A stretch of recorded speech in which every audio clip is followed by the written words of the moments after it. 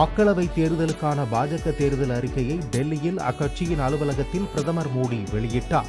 ஒரே நாடு ஒரே ரேஷன் அட்டை திட்டம் போல வசிக்கும் இடத்தில் இருந்து வாக்களிக்கும் வகையில் பொது வாக்காளர் பட்டியல் வெளியிடப்படும் என்றும் ஊழலுக்கு எதிராக கடும் நடவடிக்கை எடுக்கப்படும் என்றும் அதில் கூறப்பட்டுள்ளது. நாட்டின் முக்கிய நகரங்களை இணைக்கும் வகையில் புல்லட் ரயில் சேவை தொடங்கப்படும் என்றும் வந்தே பாரத் மெட்ரோ, ஸ்லீப்பர் உள்ளிட்ட 3 வகையான வந்தே பாரத் ரயில்கள் இயக்கப்படும் என்றும் பாஜக தெரிவித்துள்ளது.